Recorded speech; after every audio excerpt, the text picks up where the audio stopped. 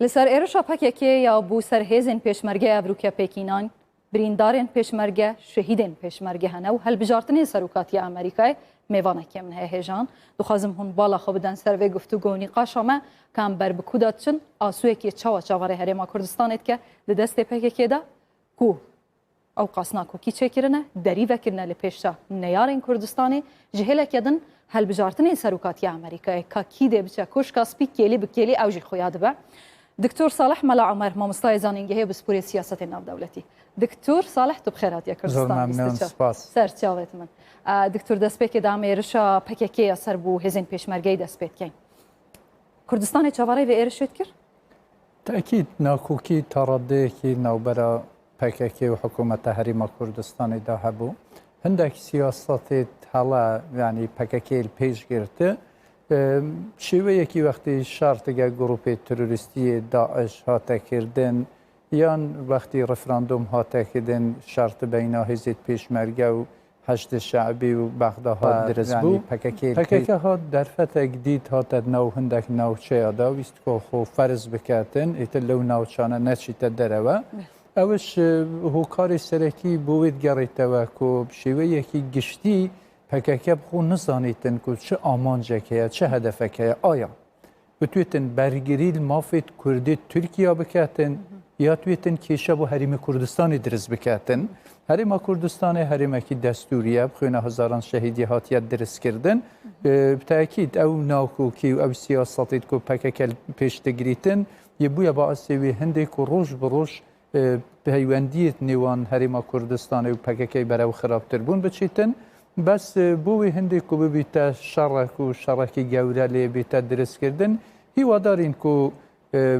اندام ولا گرید پکیکی اب سیاستی لپیش نگیرن چون که اگه اب سیاستی بیت پیش گرفتن به تاکید هیچ کردکتی دا قازانجی ناکاتن چهری ما کردستان چه تنانت پکیکش بیتن او بخوشی دزانن مراد غیر ایلان پیشی چند روزان پیشی پیام سرو درکت لسر مدیان پکیکی آخوی و گوتی افشارا قازانجا هیچ عالیه که تدانینه بتایبتی بوان آرمانجن که کردان لهر چهار پارچه کردستانی به دست خستنه او ویکی ناوشیرن که واتا کی لپشت وی جرعته او پینگاوان بود هاوش خوی ما که تماشای پکیکی بکن همو سیاست و دست کسکی دانیه یعنی انواع هاوش سروکی تیو انواع گروپی تی تنو پکیکی دا احتمال هی که تنانت انواع لانی درکی دست نو پکیکی دا بیتن و کیشه یکی سرکیه کد نو پکیکی دا هی و او رنگ دانویل سه پیوندیت ودگه حریم کردستان شکده و ام رنگ دانوش شیوه کینه اوین پکیکی بکارتین پکیکی دیتوانیم ببین دولت دراوسی یا لعنی درکی مثلا تو تماشا بکه تازه حکمت عراقی پی خوشک و پکیکی شنگالی دا بمینیتن تنانت پارش دادته بس گل هزین پیشمرگه و نتوین یک بوی دناف برده اگر آرمان جوان نمان بله اما بغدادش یک دست نیه مصطفی کاظمی سیاست کی دیه هی بس هشت شعبی و هندک لانی دیه تیتنا و بغدادا به خوشکو پکیکی بمینیت نک حکومت حریم کردستانه شیوه کی گشتی اگر ام تماشا بکن کرد ضرری دیکتن چون که پکیکی بینیتن ببیت امراض اکت دست هشت شعبی دا و دست هندک لانیت کو اقلیت کی شوینیستی هی برانبر حریم کردستانه بتاکید او خلقی نوچی دی بیت قربانی دا و از نابینم که مثلا ببین لانکتی دا یا پکیکی دی سرکوتو بیتن یعنی بشیوه یکی گشتی اگر ام تماشای عراقی به حریم کردستان بکن هیچ پیشنهاد یعنی بشیوه یکی گشتی اگر ام تماشای عراقی به حریم کردستان بکن هیچ پیشنهاد یعنی بشیوه یکی گشتی اگر ام تماشای عراقی ریکوتنات بین مصطفی کاظمی و حریم کردستان ها تکیدن راگیان و شکسته که نسبت به بغداد و نابیتن او ریکوتنه بیتکیدن بس بوی هندی کو پکیکت وی جدا بیتن چون که آمان جیت و دیتینیتن هیچ لیدوانه که دجیوانتن آمان جیت وانه کو او نوچه نگرین او سه حریم کردستانه او نوچه بجوه یکی کیشتی دا هبن صرف هشت شعبی بن صرف بەخدا بن بەڵێ پێگێت هەشتێ شعبی تێدا هێستر لێبێ تاکردن واقعکی بژیوی ژیانشێ هەی ئەو هەمە داهات و سروەت و سامانێک و دەست هەشت شعبی و بەخدادا هەی دەتوانیتن ئەوە شوەکی ئەمرازێک بکار بینیتن بدەتە خەڵکی ناوچێ و خەڵکی ناوچێ بگەینیتە خۆتوێتن لەو بوارەی وە لە ڕێکا پەکەکەی بینیت شۆڵ لەسەر بکاتن لایەنێکی هەندێک دروشمێت باسێ کوردبوونی دی بووکەتن پەکەکە لە لایەنێ دی پارەش بەخدادی تەحویل دەتن ئەو دوانە تێکەڵ دەکاتن دەبیتە باعسێوی هەندێک و بتوانیتن پێگی خۆ بەهێز بکاتن و پێگی هەریمە کوردستانی تێدا لاواز بکاتن بە پشیوەیەکی گشتی خەڵکی ناوچێ دەبیتە قوربانیە ئەو ناکۆکی و ململانە ئەگەر ئەم تەماشا بکەین هەتا و تازە خەڵکێکی زۆر زۆری ئاوارە بوویت شنگالێ و زۆر ناوچێدی هەتا ناو گوندی تەریمە کوردستانێک و ڕژیمە بەعس و ئیران کردبوون پەکەکەی چۆی توی جدا مستەقر بووی ڕێگیری لێ هەندێک کردک و ئەو مستەقریاتژێ بەحستەکەی دکتۆر ساڵح سەرکردایەتیا سیاسیا کوردستانی دەبێژیت ئەمجی چوون هێزن پێشمەرگێژی چوون کوبانێژی دەستێدا عاشی ڕزگارکردن لێمە لێ دەرێ هەبوو ناخۆنە سەپاند ئەم دیسا بەگەڕیان چما پەکێکە بە هەمان ئاوا بەرسەوێ نادا هەرێمە کوردستانێک چما ji ber ku şerkirine li Şingalê li wê derê xwe asêkirine binkeyên serbaziyên neşerî danane siyaseta herêma Kurdistanê wazehe tiştekî neteweyiye yê zanî ku xelkê Kubanê Kurdin û yê bine qurbaniyê hêzê terorîstî çû palpiştî lê kir û dîfa lê kir û gera we be siyaseta PKK wazeh niye PKK siyaseta wê hindî niye ku bergiriyê li Kurda biketim şîweyekî praktîkî em temaşayî Sûriye bikin ku nav Kurdistana da Sûriye çi siyasetek li pêş girt Divê jî çû şîweyekî teqrîben dêtwanîn bibin ku çend hezar gencê Kurda şehîd û birîndar hatine kirin eslen ew navçane hiç navçê Kurdistanî nebûne belê hiç peywendiyek bi doza Kurda we nebûye we li heman kat da siyasetek li pêşgirtibû ku belê netzanî ku şîweyekî giştî heta ew siyasetekî Sûriye yan siyasetekî Kurdiye yan ser bi çi layenekî ye tenya û tenya bi gêrey eqliyetê çend kesekî ku eqliyetekî şaxawiyê hey eqliyetekî taybet bi xwe hey bi wê hindê tê îdarekirdin we duruşmê em dêtwanîn bibên PKK bi hiç şîweyekî duruşmekî Kurdistanî nebûye heta eger em temaşa bikin li wê cîş bahsê kantonê falan tê tekirin heta di nav herêma Kurdistanê hatiye tindek navçe da li ciyatî bibin ew hikûmeta herêma Kurdistanê ye dibin kantonê filan û kantonê filan divêtin ku dest hindek navçê herêma Kurdistanê da bigirin û we siyasetekî li pêş bigirin ku ew navçe ser bi herêma Kurdistanê nebin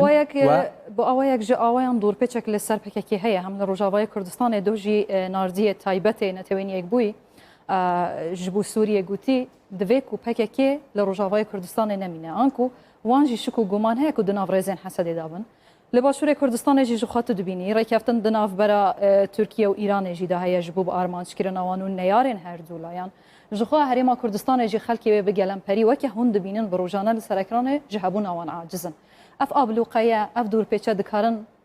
PKK ser êşiya xelkê Kurdistanê ji PKK xilas bikin di navçeyê qenata min natwanin çi dewletê dirawsêj bi hindî danîne ku PKK bi şîweyekî giştî li nav biçîtin çunke taradeyekî zor tutwanîtin berjewendiyê we dabîn biketin xwe eger em şêweyekî zor realîstî temaşa bikin eger İran li dijî we bîtin heşt şabî serkê Başta şabî taradeyek em hemû zanî ser İran ye ew grupê ku nav heşt şabî da zor li İranê nêzdîkin terkîz li sevê hindê kit ku nav Şingalê da PKK dibît bimînte ve hêzê pêşmerge negerîtewe eger ew siyasetekî rasteqînê İranê bîtin bo wê hindê ku PKK lawaz biketin û bi tekîd PKK nav Şingalê ji da PKK ye nakirîtin ti nav Şingalê da PKK-yekî baş bîtin û ciyekî dî PKK-yekî xirab bîtin. Zor baş kewata destê derekî heye gerîlayên PKK ji bo armancên xwe yên taybet û xas bikartînin. Bel ev siyaseteke qenaeta min beyna Îranê û Tirkiye da hey ew zextê ku li ser Îranê tê tekidin Îran hindek imtiyazat dete Tirkiye gotuêtin li beramber hindek lêdwana detin li dijî PKK divêtin meslahetê xwe li hen Tirkî dabîn biketin. Zor baş ew mijareke dûr û dirêj Diktor Salih. Taza şereket çêbû.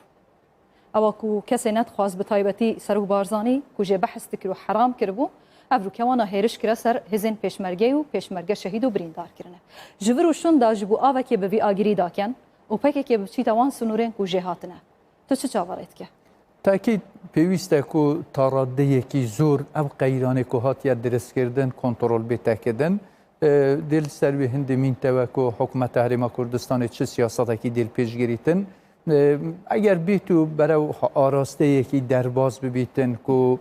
تند و تیژی زیاتر لێ بێتەکردن بەرژەوەندیا هەرێما کوردستانی پشیوەیەکی گشتیت بەرژەوەندیا کووردا دانیە پێویستە تەرکیز لەسەر وێ هەندی بێتەکردن ئەو لایەنێت و یعنی هێرشکە دیێستا هێزیت پێشمەرگەی شێوەیەکی ئەو لایەنە بینە سزادان یان شێوەیەکی لایەنێکی ینی ئەسوای فام دکەم و دناافپەکێکی بخۆشیدا لایەن هەنە بەتاکیید من هەل پێش نوکەش بەحەس کرد تنەو پەکێکیدا هەمە یەک گوتار نییە مەسەرەن تو حتا سەرەتای قەیرانێ تەماشا بکەی گوتارە مراد قەرەیلان پناو ئەکی بووە کەجێکە پناو ئەکی دی بووە هەندێک شخصی دی بناو ئەکی دی بووە گوتارێکی یەکگرتو تنەو پەکەکەیدا نەبووە و ئەم تەرکیزی لەسە بکەین و پەکەکە حیز بەکەشە من بەحەز لەسە کرد سەر بە لایەنی دەرەکیە لایەنی دەرەکی تاڕادەیەکی زۆر کاریگەری لەسەر هەندێک کەسایەتیت ناو پەکەکێدای هەی پێخۆشێکی سەقامگیریت ناو هەرێمە کوردستانیدا نەمینیتن پێخۆشێک و پێگی کووردا لەسەر ئاستی جیهانی لاواز بکەن پێخۆشێک و پێگی کووردا شیوەیەکی بیتن نەت سووریەدا نەت تورکیەدا نەت عێراقیدا زۆر بەهێز نێتەکردن بە تەڕادەیەکی زۆر ئەو لایەنی دەرەکی کول دوو سیاسەتەی تشن تەڕادەیەکی زۆر سەرکەوتویت بووی توانێک و ئامانجی خۆب دەست بینن ئەس بەژم مخابن لە داویاوێ پرسیارێ لێ بەر بکوش کاسپی یەک ji کاندیدان دچە ینی چەند ساعتên پێشیامەدا دیار دibin di serdema Donald Trump da hem hêzên hejda şabî hatine armançkirin xwe Qasim Suleymanî li ser vê axirata kuştin Ebu Mehdi Muhendis yanî birbira pişta wan da newsa Bale Amerîkayê ji hêleke din gelek sezayên aborî bi taybet ew duwazdan xalên herîdawî danayîn bi tundî li ji hêla aborî ve li Îranê xistin Tu çavarêt ke 4 salên dahatî înca her yek ji van kandîda bibe serok di çi guhertin bi ser siyasetên wan derheqî lêdana hejda şabî Îranê da قەناعتا من چه ترامپ دەربچیتن چه بایدن دەربچیتن گۆڕانکاریت ناو سیاسەتێت ئەمریکای دیتەکردن گۆڕانکاری ئەگەر بیت و ترامپ دەربچیتن ئیران جورە سیاسەتێکی دیت بەرامبەر ترامپ دێ پێشگیریتن ئەو هەموو گوشار و زەختی لەسەر ئیرانê هەی محاولە دەکاتن و تەرکیز لەسەر خاڵی هاوبەش دەگات ترامپش بکاتەوە دیگه ترامپش بکەوتە ڕێکەوتنێکیدا بە زیاتر لە ژێر کاریگەری سیاسەتی ترامپ ئەگەر بایدن بیتن شیوەیەکی دی گۆڕانکاری دێتەکردن ئاسانتر دەگەڕێتەوە بۆ ڕێکەوتن ناما ئەتۆمی و تاڕادەیەکی زۆر هژمونیە ئیرانێت ناو عێراقیدا تاڕادەیەک دیهە زۆر بیتن بۆ چونکە شیوەیەکی گشتی بایدن زۆر تەرکیزی لەسەروی هەندی ناکاتن و پێیە ئیرانێت ناو عێراقیدا لاواز بێتەکردن بەس ترامپ نە ترامپ ئەگەر ڕێکەوتنیش دەگەل ئیرانی بکاتەوە هەوڵ دەداتن و سنوورێکی بۆ ڕفتارێت ئیرانێت ناو عێراقیدا دابنێتن قەناعتا من دێشێت سیاستمەدارێت ئیرانی سیاستمەدارێت زۆر ڕئالیستینە واقع خۆی تێگەیشتە گەمەیەکی سفر یاسات دیگە ترامپ ناکەن ئەگە هەتا تازەش دیگە ترامپ ڕێک نەکەوتون دڵێ واپوی هەندێ خۆش بوو و هەڵبژاردنێت ئەمریکای بێتەکردن تناو هەڵبژاردنەدا بایدن دەربچیتن بەس ئەگەر بایدنش دەرنەچوو بەرژەوەندیت خۆ زیاتر لەوەی تێک نادەن دەگەڵ ئەمریکایدا قەناعتا من ترامپت ناو پروپاگەندەی هەڵبژاردنێ بەحەس کرد هەر وەختێکی ئەس دەربچم هەب زووترین کات لە تاران تەلەفۆن دێتە لێدان و ئامادەن دەگەڵ ئەمریکای گفتگۆ بکەن ئەو لیدوانێکی تەنیا بۆ پروپاگەندەی هەڵبژاردننی نییە دانوستاندنên ku çêdibin piştî ku dîsa Trump bibîte serok dê Îraneke bihêz bît yan lawas قەناعتا من ئیرانێکی لاوااستر دەبیت ناو چێدا ئیران سیاستێت خۆدی گۆڕیتن بۆ تازە ناو ڕۆژهڵاتی ناوە ڕازدا شێوەیەکی گشتی سیاسەتی هاتیە گۆڕین یعنی یەک لە کێشێت سەرەکی ئیسرائیلە بۆ ئیرانی سیاسەتێکی زۆر تند لە بەرامبەر ئیسرائیل پێشدەگەر لە دژی سیاسەتێت ئەمریکای بوو ترامپ سیاسەتە خۆ تەرکیز دیکاتن و دەوڵەتێت عەرەبی زیاتر لە ئیسرائیل بینە نێزدیکردن پەیوەندیت و ئەوە بخۆ ئیران ناچار دەبیتن و دیاواقع تعامل بکات نتوانێتن لەو سیاسەتێت خۆی تند ناو ڕۆژهڵاتی ناوە ڕازدا بەردەوام بیت ئەگەر ترامپ هەبیت بناو ئەکیدی گۆڕانکاری دێتەکردن و ئەگەر بایدن بیتن دیسان گۆڕانکاری دێتەکردن بەس شێوەیەکی دی باشە گەلێک سپاس بۆ میوانی من دکتۆر ساڵح مەلا عومەر مامۆستای زانینگەی و سپورێ سیاسەتێ ناودەوڵەتی بەهەرهەوی زۆر سپاس بۆ جەنابێن گۆش. بەێ هێژان هەندەزانن جوداکردنا دەنگان لە ویلایەتێن جودایên ئەمریکایê بەردەوامە بە تایبەتیە ویلایەتە چاڤل لەسەر یاکو هەون دبینن پنسیلڤانیایە مێشێگان لێ جورجیا و هەروەها هەن ویلایەتێن دە نۆرس کارۆلاینە یعنی ئەڤە ئەو ویلایەتن یەن کو چاوێ هەردوو کاندیدان و